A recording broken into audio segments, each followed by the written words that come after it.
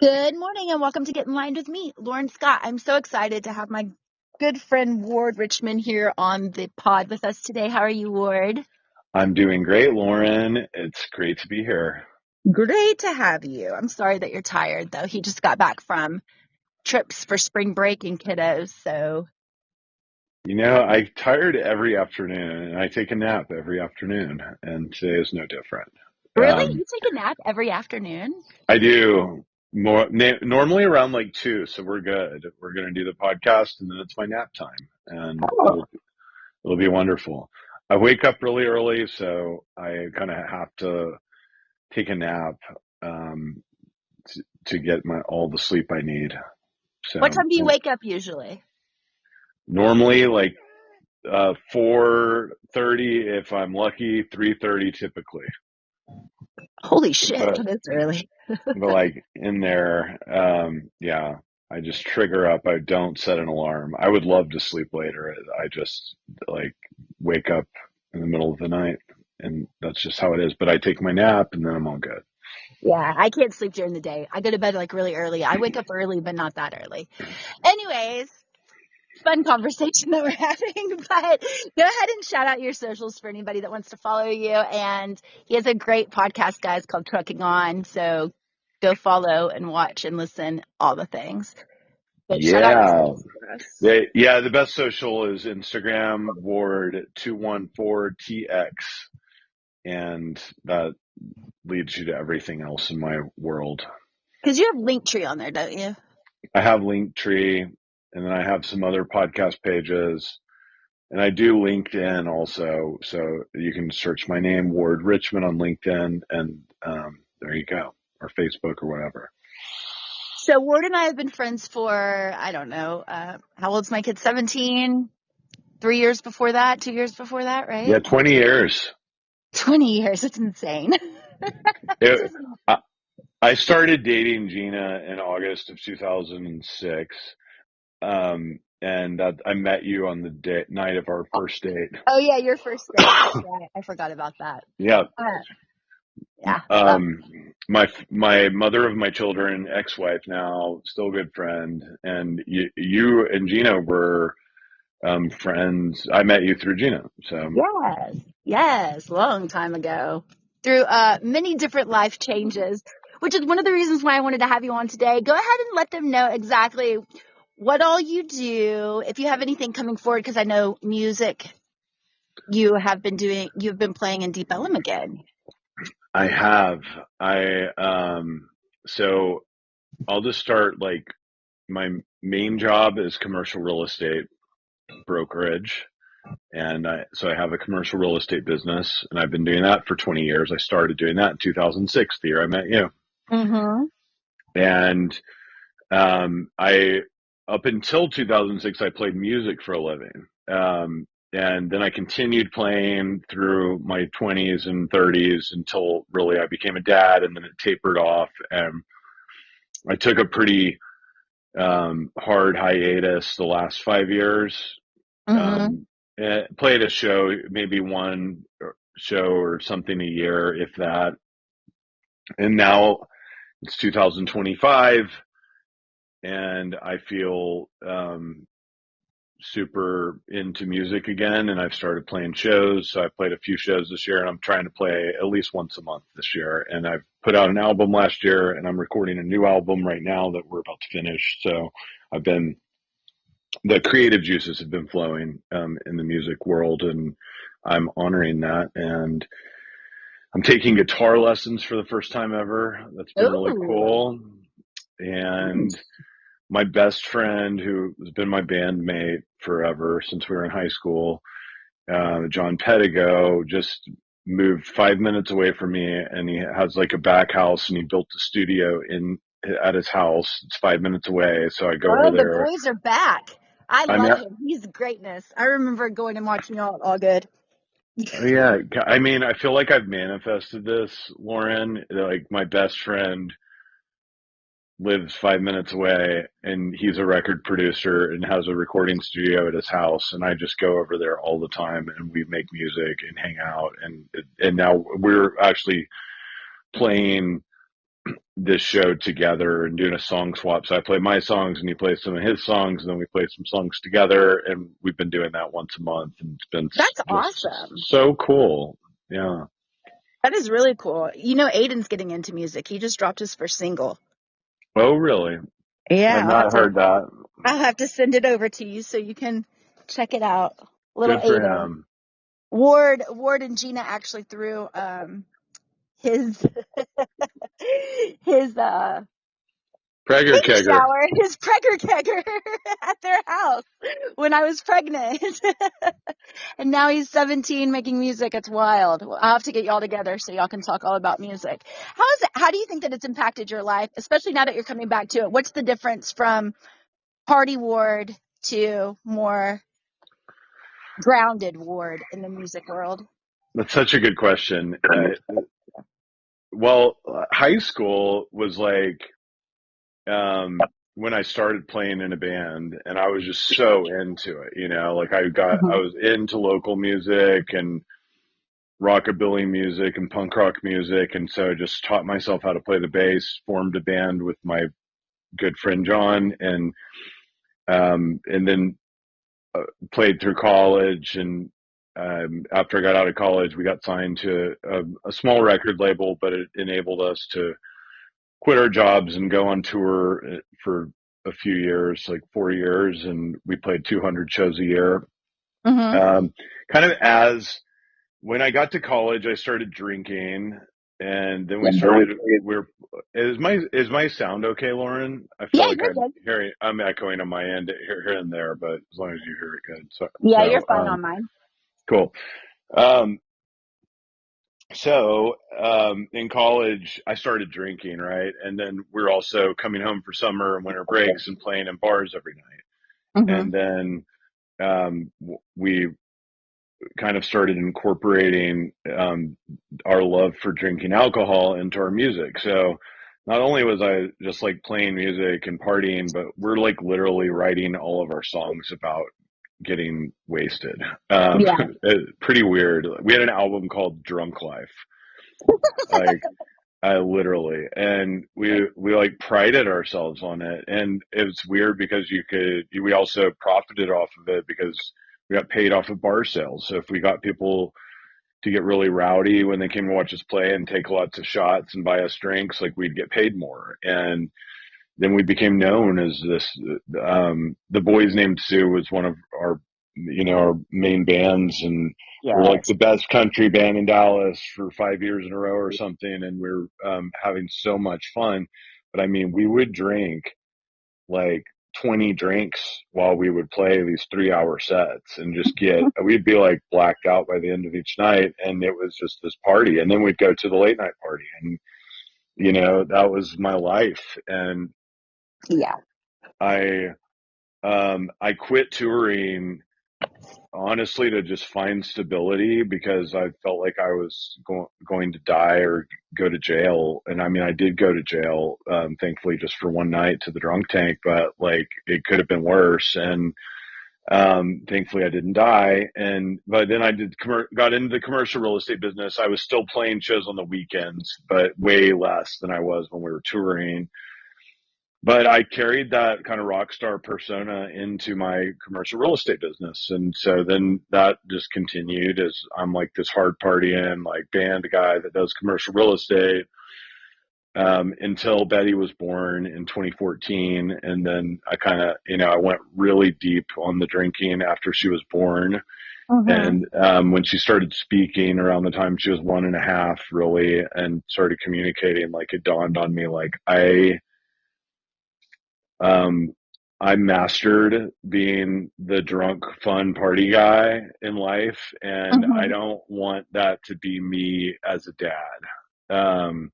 Like that's no longer cool Yeah. now. And so I've been kind of like adjusting to the new normal for that was 10 years ago, December 2015 when I decided to quit drinking. And I've drank since then. I took a year off the Mm-hmm. wagon, I guess, and kind of did that, and it it was like I was very conscious about it at that time. I've done a lot of work. I went to rehab. I've gone to AA. I've gone to therapy. I go to psychic mediums. I go to meditation retreats, yoga. Like I've done absolutely everything. I've done experimented with psychedelics, gone down that path. I've done Mm, pharmaceutical drugs for anti-anxiety, anti-depression.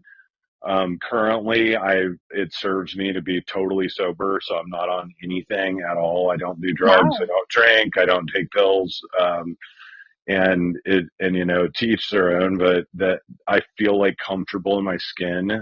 I feel Yeah. like last year probably for the first time ever, like, Yeah. whoa, it was weird, you know, like just getting adjusted to all the different layers of getting off of alcohol after drinking basically every night for 20 years Yeah. when I quit, and like, whoa. And then, and now I mean, the music I write about kind of, very different well, that's not true. I write a lot about, you know, I wrote a song on this album I'm about to put out called "The Good Hearted Drug Dealing Guy," There you and go.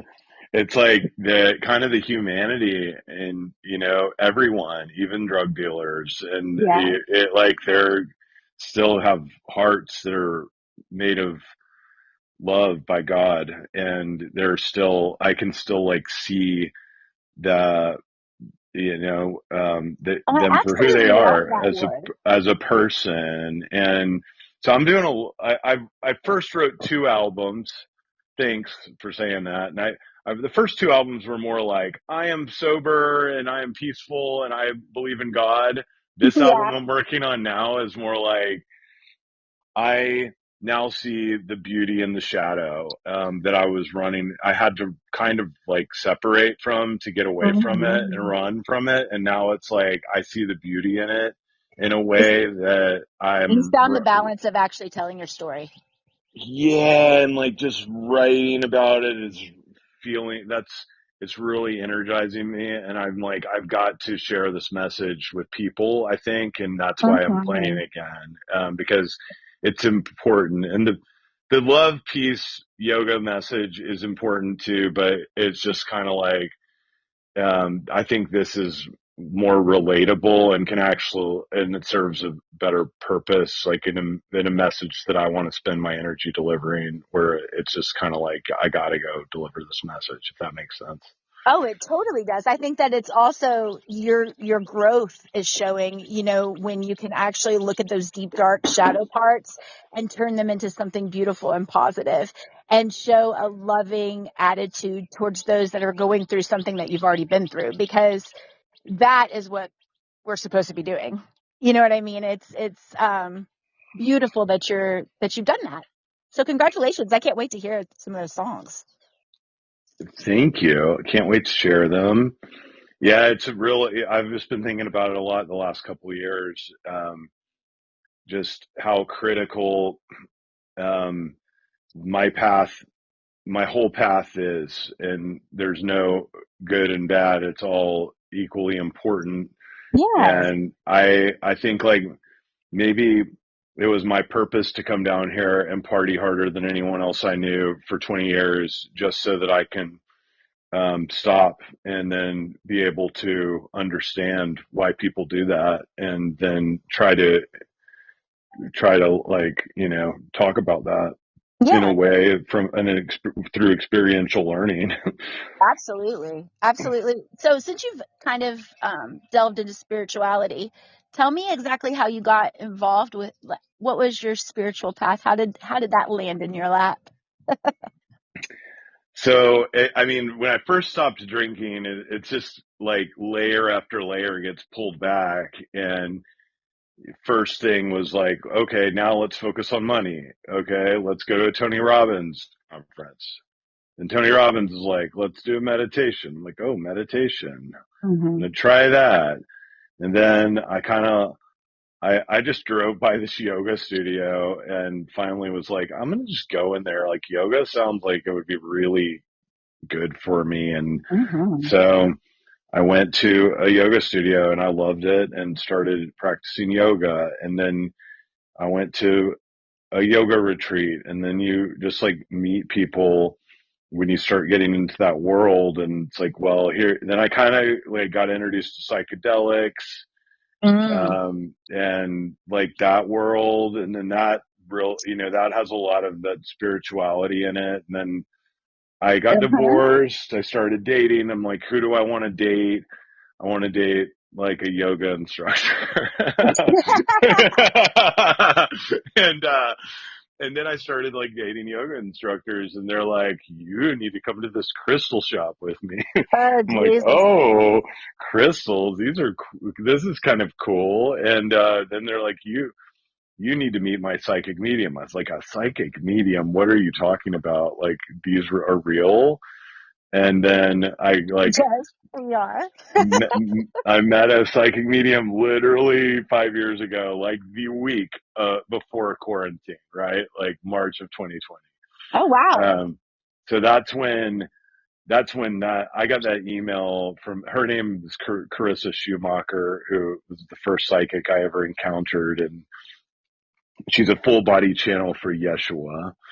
Mm. Um, wrote an amazing book called The Freedom Transmissions, and Hmm. I am in familiar. yeah, so Carissa wrote me an email, and my jaw like dropped to the floor of the things she told me. I'm like, what in the fuck just happened here? Like, how does she know all of this stuff like about me, that no one could possibly know? Yeah. It's ungoogleable word material. And then I got very intrigued, so I started attending journeys with her, and then just kind of like met more people, and just started reading. I read the Bible front to back. I've read like all kinds of Buddhist literature. I just finished the Book of Joy, which is great, and it's like Hmm. I love the the Book of Joy. Dalai Lama and the Catholic Hmm. Archbishop. I can't remember his name, Tutu or something. Hmm. But the Book of Joy, that's like the epitome of my spirituality. I think now is just like this kind of hybrid of the practice of Buddhism with like the magic of Yeshua Hmm. combined, and trying to just live in like a super conscious state and be open minded to things. And but I mean, it once you like get into all of that, I'm sure I'd guess you'd agree with me, like the rules of life become really simple, and Yes. then it's like, okay, tell the truth, like Be a good um person, do good be things. be a good person, do And good things. don't take anything to heart that's an outsider. Yeah, don't overcommit to things. Like live, like Hmm. seek balance, and then of course, like and like it's a practice like yoga, and you're gonna have days where you can't do eagle pose because you can't balance on one foot, and that's okay. And the next day you might just nail it, but it's just kind of like being aware of the balance is so critical to my like spirituality practice and living in a state of peace. It's like, oh, if I'm feeling this, like I'm doing too much music or something, then I just gotta be aware, or if Yeah, I commit to too many work conferences, like that's what's happening. So dial it back, dude. Dial back this, like there's gotta be time for God, time for my children, my family, and then time for my work, and then like creating art, and then giving back to the community, right? And exactly. I love so it. that's kind of my spirituality practice. But I went down that psychedelic path. I thought that was pretty cool, and Yeah, like let's talk about this because this is one of my biggest irks with the spiritual world. mm, It was my biggest irk when I owned yoga studios and metaphysical stores. It's my biggest irk now that I've written my book is there is a difference between using it for medicine and not using it for medicine. So I would love to hear your take on drugs in the spiritual world. And I don't mean drugs per se, like medicine quote. quote unquote medicine of all types that are Mm. used. You know, the ayahuasca. I've been on a few journeys. And what are your thoughts on that now that you've seen that part? Yeah, I think we're on the same page here. I have done psychedelics in a spiritual manner. Um, I got addicted to ketamine, Yeah. and I took it the first time at a fasting retreat, like during a Mm-hmm. sound bath ceremony. It's like, you should take Oh, ketamine. And I was like, okay, I'll try that. And I got a prescription for it. oh wow. Um, Leading up to the fasting retreat, and like, I'm going to try this. I'd done ayahuasca in a super like great environment at Solterra Healing Center. And I went down there and we did it 3 nights in a row, and it was really nice experience. And they brought in like healers from Peru, Yeah. from the Shipibo tribe, and it was done in just a beautiful manner. The ketamine at the fasting retreat was a beautiful manner. Then I had this like nasal spray ketamine, and I was like, oh, I'll do it again when I was home sitting on my couch, and I meditated. And I'm like, well, I'm going to do it when I go to this concert. And then like 3 months after the first time I did it, I started drinking again for the first time in 6.5 years. Mm. So I didn't put two and two together as this is happening, of course, because life's happening. And I'm like, I did ayahuasca. I healed my Yeah. anxiety. I can drink again. But I didn't like take into consideration ketamine has some similar side effects to alcohol that I love alcohol side effects. And then it's like, well, why not just go to the source? So then I was drinking and doing ketamine at the same time. Yeah. And, and then I quit drinking a year later, kept doing ketamine. This is a healing drug. It helps me with my mental health, blah, blah, blah. Like you can hear it on podcasts all the time. Mm-hmm. And then I became addicted to it.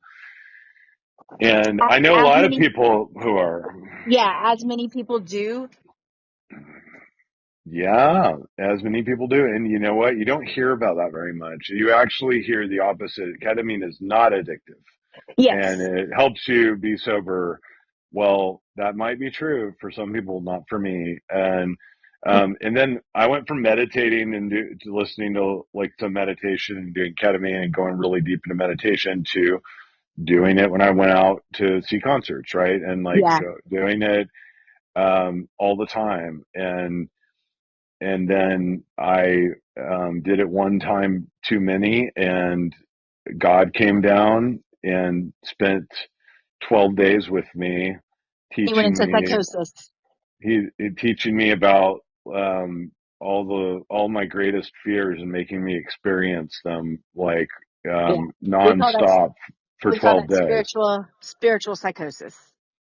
Yeah, not pleasant. Glad I did not go to a mental hospital. I almost considered checking myself into one, but I called in spirit. I called in Yeshua.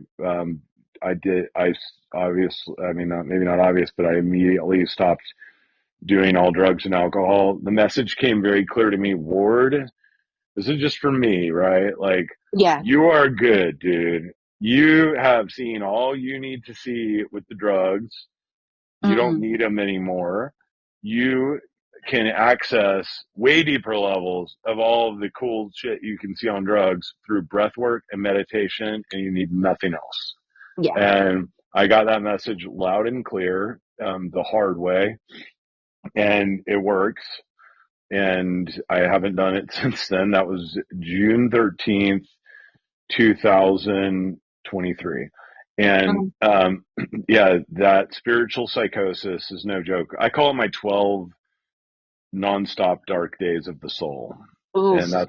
that's what it was. I mean, And that's what spiritual psychosis really is. And this is, thank you for sharing that, by the way. But this is one of the reasons why I brought it up, because I think that when you put an addictive personality next to anything, no matter what it is, as you know, it can be too much of something. And therefore it's not used as the medicine that it needs to be used for anymore. And I think that, there is a part of spirituality that, ayahuasca and plant medicine can help with. But I also think that you're walking a very fine line with chemical dependency issues. And when it becomes a dependency issue, it's no longer helping you, and that is where you run into the problems. Here's another take for you. Like, it is a shortcut. It's like Ozempic Yeah. for losing weight. Like, that's You're not ayahuasca you're not really doing the work. for connecting with God. Yeah. Yeah. And it's like, and some people need that to connect with God, and it changes them. Mhm. But once you experience that, my opinion is the medicine's done its work. Now it's up to you to do the rest of the work. So when you take Yeah. ayahuasca or ketamine, it has something that, at least for me, they kind of like numbs my fear and anxieties around jumping into another dimension, and it allows me to do that. When you meditate and do breath work, you have to train yourself to like really I have had to train myself to overcome that fear naturally, not using drugs to help me do it so that I can access the quantum realm. And that is super valuable, I think. And like the people that keep going back over and over and over again to ayahuasca, it's just like, um, it become like maybe you're learning something each time. I don't judge anyone else. I hope that's clear by now. Like I've Oh, no. No I've been there, judgment. done that. But for Yeah. me personally, like I feel like I've gotten way more out of this. And plus, like literally, Jesus came down and told me that this is true. So that's another asterisk. That the breath work and meditation gets you further than those drugs can get you, but it takes a tremendous amount of discipline and work for me to get to where I've gotten now, and um, and that's been like it's a journey in and of itself that is beautiful, and I like hope it never ends. And it's like yoga, like it's not something you master. It's something you just practice and get better at, and you get deeper in the flow. Yeah. I did DMT, so it is not hard for me to travel astrally. It's not, I do remote viewing, so I'm constantly protecting myself because I don't want to see everybody's shit. And the one time that I did DMT, um, it opened me up way too fast to everything that was going on around me. And I have a problem that when I touch people sometimes, or like when they're in my energy space, I get downloads, so I see what's going on in their life. And sometimes when you're out there, you don't want to see everybody else's life. You know what I mean? Like you want to focus on your own. So those those aren't so good for me because it opens me up too much. Does that make sense? Yeah, yeah, and I think it's important for some people, not for others. I think there's people like you that can naturally do the remote viewing and things like that. And there's people like me where it doesn't come.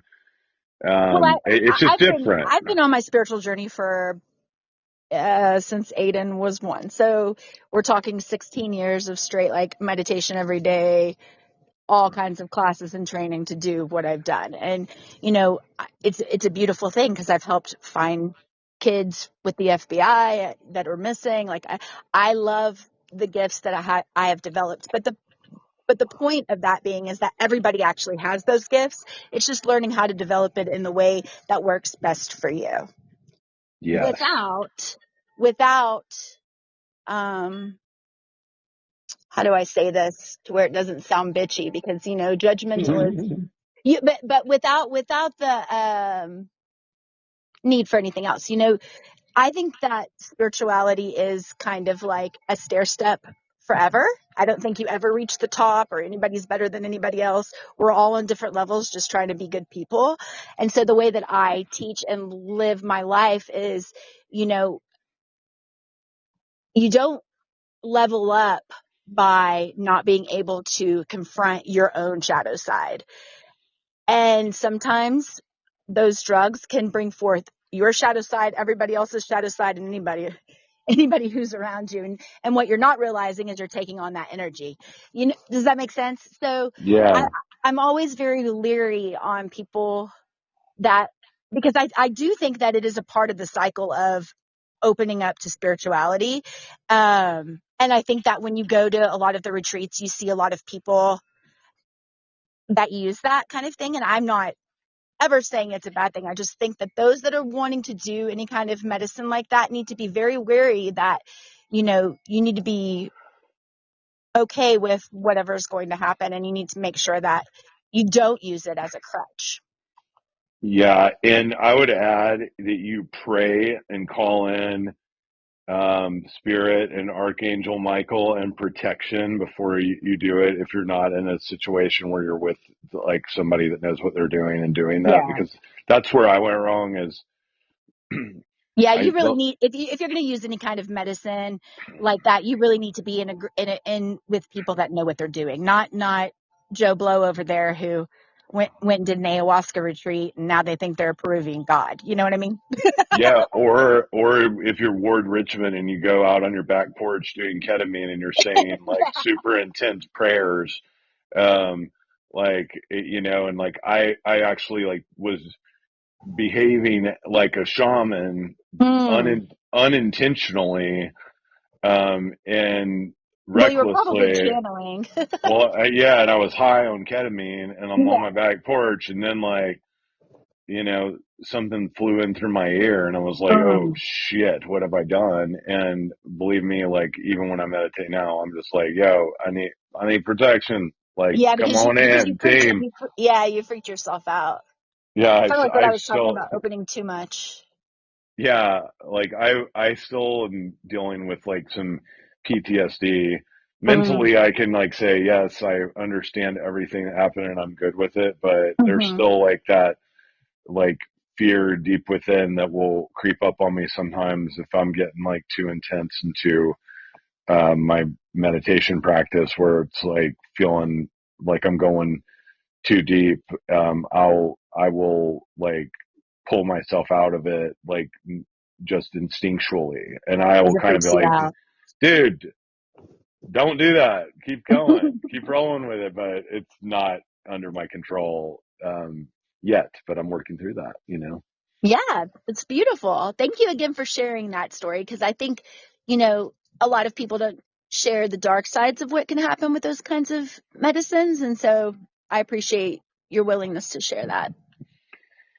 You got it. Yeah. I think it's super important to be aware. I think if someone told me before I did ketamine, hey, ketamine's great and it can heal you, but it also can lead to relapse with alcohol and it can be very addictive. So, Mm-hmm. FYI, like, know that these are common side effects.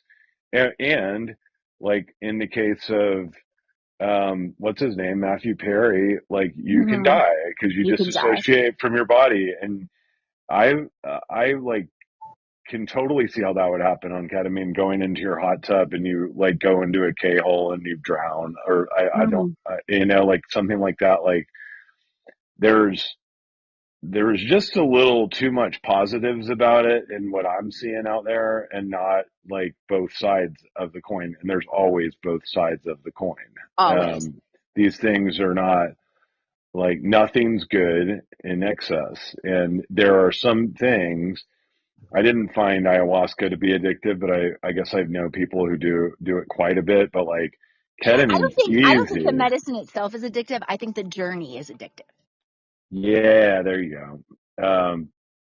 Yeah, that's the thing with the ketamine. Like, Mm-hmm. well, it's a little of both, right? Like, it's got like addictive qualities because of the journey, but also just because it makes you feel goofy and like Mm-hmm. whatever. Like it makes you feel like you've got if you do like a little bit, you feel like you got a little buzz going on. And Mm-hmm.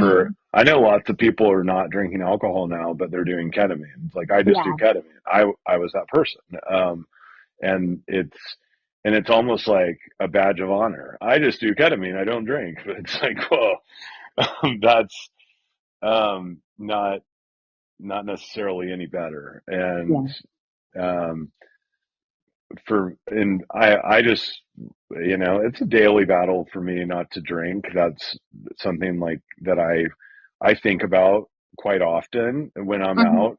Um, I have no problem like labeling myself as an alcoholic and saying that just because it's pretty cut and dry. And I also like to preach about the benefits of not drinking alcohol.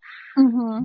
However, I don't know if I like am fully bought into that story myself. Like, so I have questioned like maybe I am okay to go have a glass of wine, but it's like a daily, weekly thing. At least like, nah, choose peace over chaos. Like, what are the chances of more chaos occurring if you drink versus not drink? Like, the odds go in chaos's favor. And if I'm trying to live in a peaceful state, then that's just like a pretty simple decision that I need to continue to make to keep doubling down on the peace Yeah. for the time being, for today.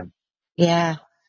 Well, what has spirituality made a difference with your connections and especially your kids? Because you really jumped into the spiritual side of things with both feet. So, what are the, was Betty Sue little? Did you say? I'm sorry.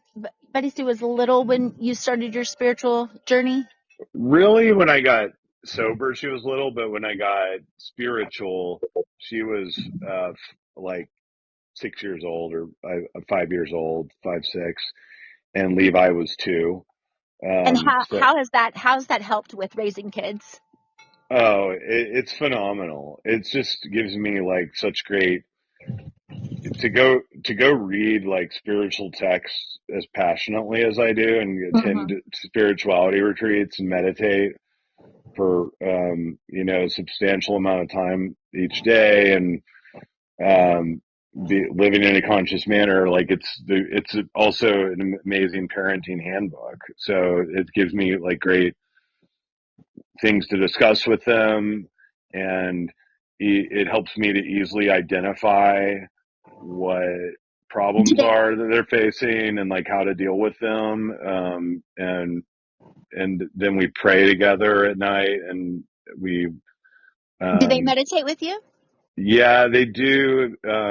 Sometimes they're not super big fans of it. It's more like, I'm bored. I'm bored. Okay, come meditate with me for 5 minutes. No, yeah, you said you're bored. You need to. So I wouldn't say it's a punishment, but it's kind of like, well, we do it. They know how to meditate, and they know like, okay, we'll go meditate with you. And but it's cool because I mean I was not raised that way, and I think just getting their glimpses, and they definitely know like Dad's meditating right now, so we're gonna And leave what him about with alone unless Gina? it's Now that important. y'all are divorced, how has spirituality affected y'all's relationship? I think we have a beautiful relationship today, and I give Mm. lots of credit to the spirituality. And of course, we still bicker and fight about little things, but and she has her own practice. She's not like we're on different. We're doing different things, but You're on different steps. yeah, for sure. And but she's doing the work too, and we can recognize it. And I apologize faster, and I try to um, be more careful with the words that come out of my mouth. Um, I'm super conscious about being absolutely truthful with her about everything. There's zero lies between us, which wasn't always the case. Oh, And I love now, that. yeah, that's just a great spirituality exercise is don't tell lies, like even little ones. Like if That's one of the hardest things for anybody to do.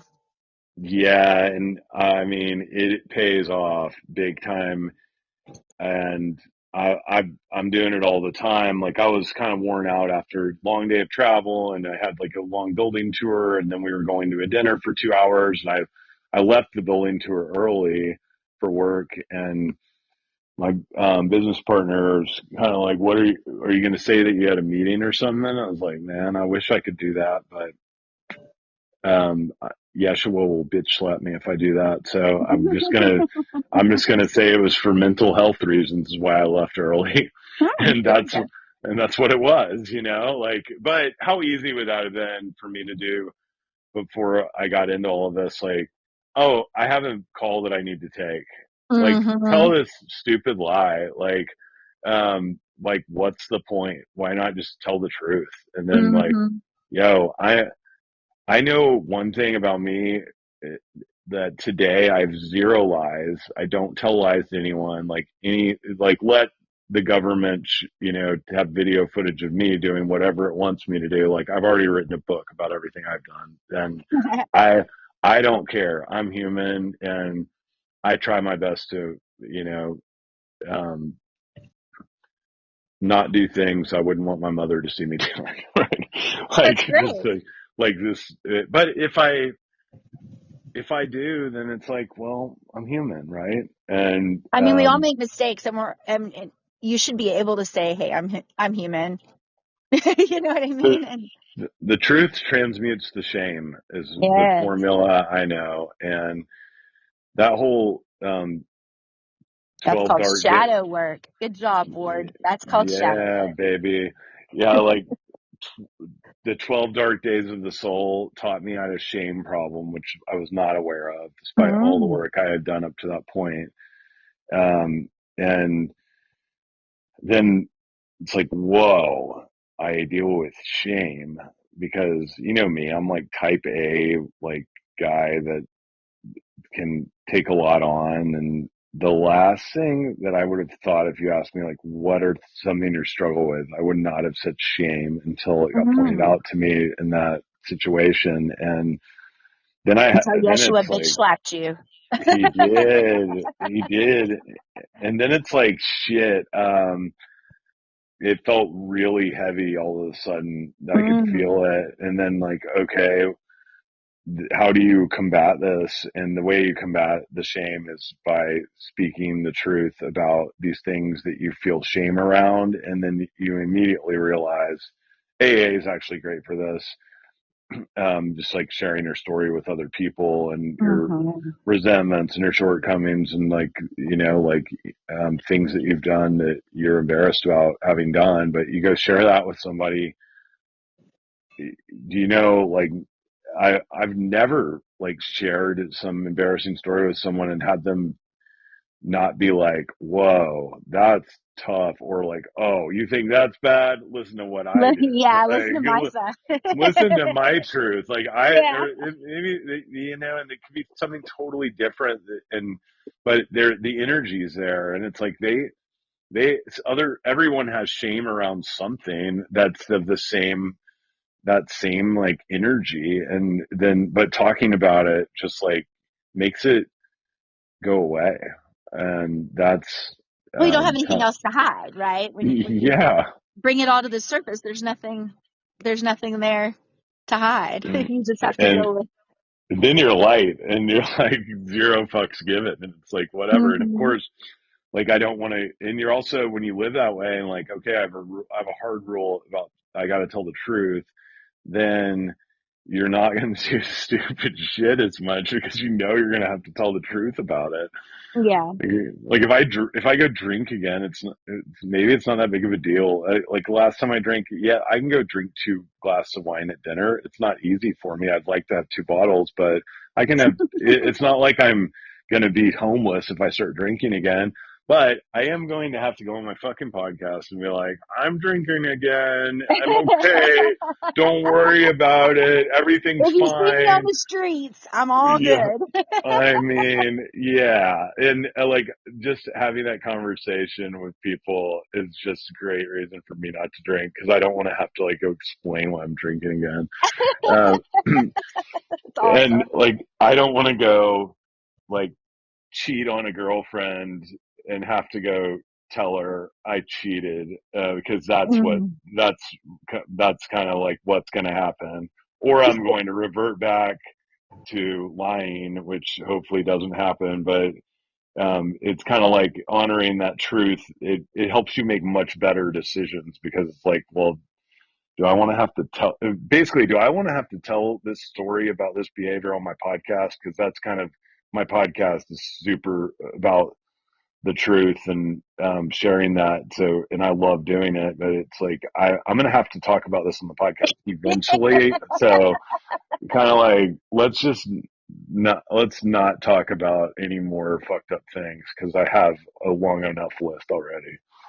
Now, you were talking about a book, and I just wrote my first book, and it's out. Congratulations. Thanks, man. Thanks. I own it, and I've started it, but I haven't finished it. Oh, So I'm my book? going to. Yeah. Oh, thank you, Ward. Hmm. Hopefully it helps you on your journey. I think it Um, will. It already is. Took me 8 years, to actually sit down and get out of my head about it. Now I'm on my second one and it's flowing through. But tell us a little bit about your journey with writing a book, because you wrote it during COVID, right? Yeah, right. 5 years ago. So I'm 5 years in, and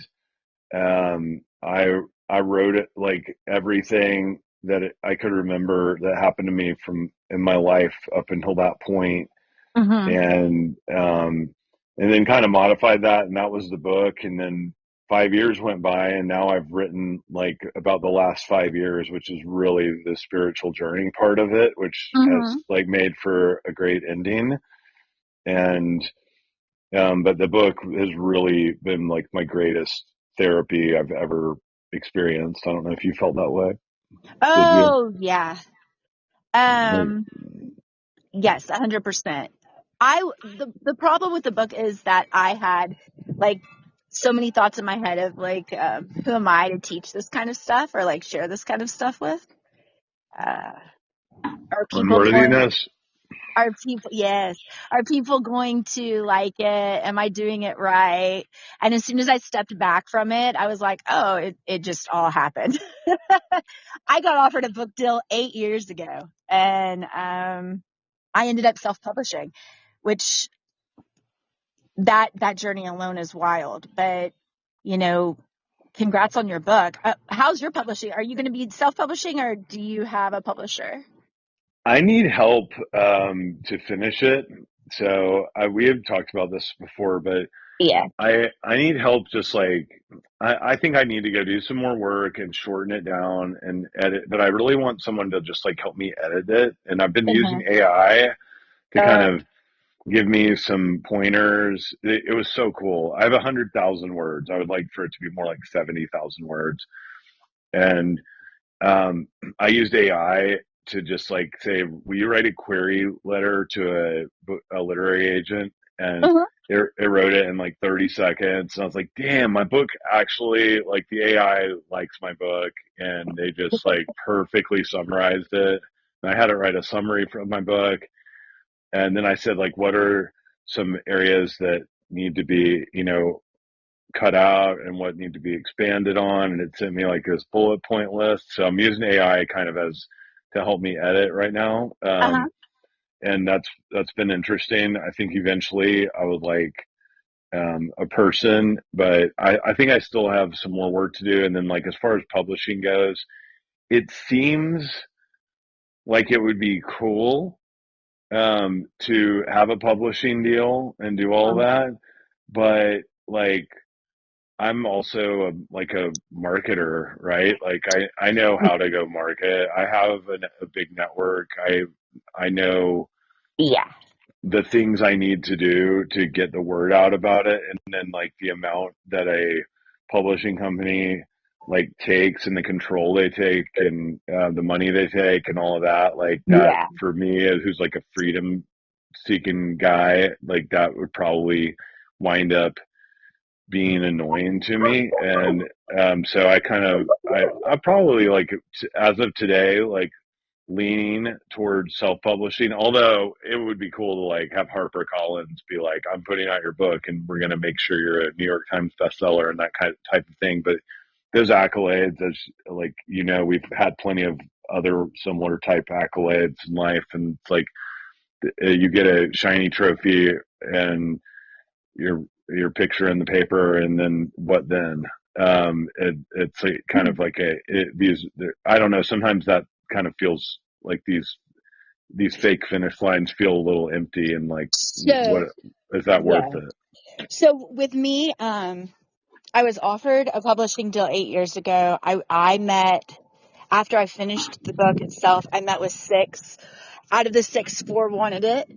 I've made more money in 4 weeks being on Amazon as self-published and Barnes and Noble and on TikTok, surprisingly, than I would have ever made with a publisher.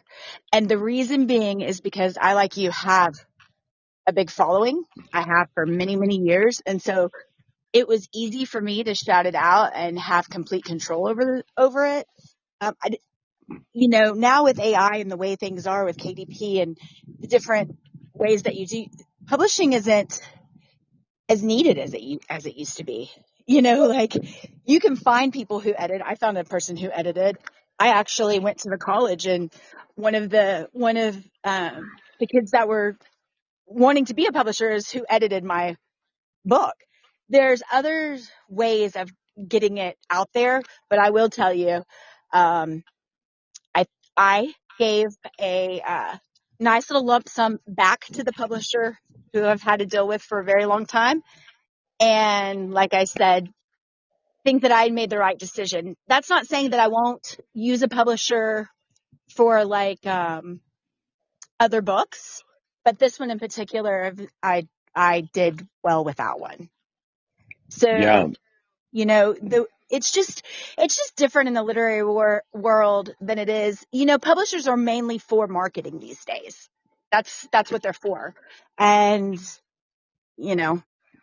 if you need that, I think that's great. But if you don't, then you don't. I don't want to pay $25,000 of, 85,000 that you gave me back to you immediately as soon as the book is released and have absolutely no say where it goes or how, it's crazy. It's insane. So, it's really crazy, and then, but there's and still, my thought process was, I'm not doing this for the money. I'm just doing this because I feel like this is something that I'm being screamed at to do.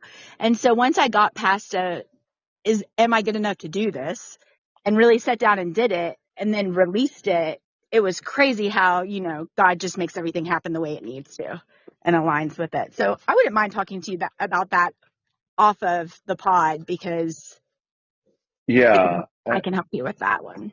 There's something about the unworthiness on my side too. Like, maybe if like a big publisher wants to publish my book, then it means my story is worth telling. And I think I'm kind of over that, but there's still a little bit of that. Like, gosh, this will give me that green light that this is good, and that people will think that they That it's should better read it because you went with some a big publishing house. some some like person in New York liked my book. Like, it's just kind of silly, Yeah. It's like really. an imposter. It's like it feeds that imposter syndrome. You know what I mean? Yeah, it's just not caring about the imposter syndrome, and trusting myself, like knowing this story is important and it Mm-hmm. will help people, and I can market better than most people I know in the world. So why would I go trust some corporation to market my book that's probably doing things like, you know, um, and I mean, I dedicate like a huge chunk of my life to keeping up with marketing trends and like how to do that. Like, that's Yeah. part of my real estate business, and it also feeds into the music business. And then, of course, but what's the difference in selling anything? Not too much. It's just this methods are the same. I think, like, how to get things out there in this day and age. It's so easy with AI and Yeah, it's social completely media. different than it was even 8 years ago when I got the first book deal, right? Like everything For has sure. changed in the sense of AI. The one thing with self-publishing, at least with mine, is that you couldn't use AI to like upload because they do AI checks, and which is great. It's great. But you can use it for tweaks as long as you let them know, I think it's like 10%. Yeah. Which was Yeah. And interesting to me, but great at the same time because you don't want everybody to have an AI book. You know what I mean? Like, for sure. so I there's did finding a balance. I had AI edit like a chapter, and it Mhm. was so lame compared to my chapter. I have to say, like, yeah, AI, you're not smart. You haven't gotten that smart yet that you can write better than me. I'm way funnier. Like, actually, the dialogue went away. It's like you can't write dialogue like me. You can't. Yeah.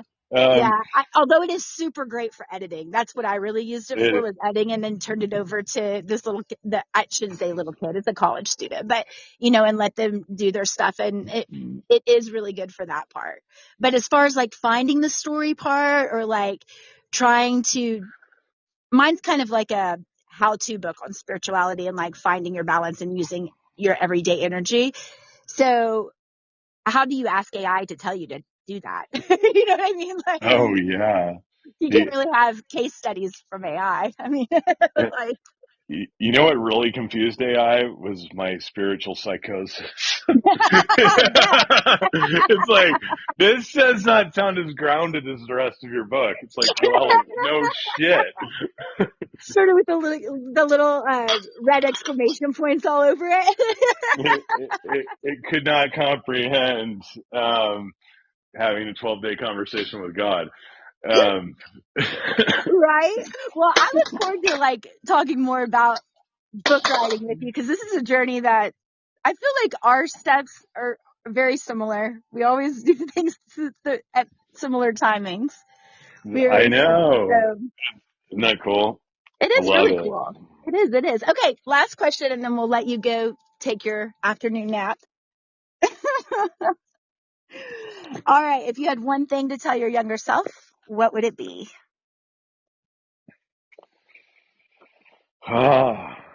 I think it's just like, I wrote a note. I was feeling very powerful yesterday, Mm. and I wrote a little note to myself that I'm putting on my altar, and it said, dude, don't forget how you felt on March 17th. Now, my Mm. younger self wouldn't understand what I meant, but it's like, you got this. Believe in yourself. Your intuition is accurate. Honor it. Like, it's just like, trust in yourself. Like, believe it, like operate in a state of confidence that, um, and don't doubt yourself. Like disintegrate those feelings of shame and unworthiness. And, does that, I might be rambling, but basically, like, believe in yourself and everything's going to be fine. Believe in yourself and trust your intuition. Trust your intuition. So important. Yes. Well, Uh, thanks, Ward, for getting up. Do you have a show coming up that people can come and see you at? yeah, I'm going to play on Thursday night, March 20th at the All Good Cafe, and again on April 24th. And then each month for the rest of the year is the plan. So you can just go to either of those shows, or just keep up with me on Instagram, and I will be posting about I need to come to my that next show and shows. redo the picture of Aiden and of me and Gina kissing Aiden's cheeks and him in a high chair while listening to you play it. All good. That you can do it with Gina's hologram because she doesn't come to my shows anymore. She let me know like 5 years after we divorced that me when I play guitar, it's triggering to her. Oh, really? I mean, 13 years of marriage. Well, To a songwriter, you're either gonna love it or hate it. yeah, right. She's got PTSD from those days. She does. Like, it's understandable. It doesn't hurt my feelings. I get it. Well, I think your growth and being friends with you for so long and seeing the ins and outs is beautiful. So thank you for sharing your story on here. Everybody go like his Instagram page and his podcast, Trucking On. It is really, really good. I love the people that you have on there. And go give Ward Richmond a follow. Thank you, Ward, for being on. Thanks, Lauren, Scott. Love you. I'll talk to you later. Love you big.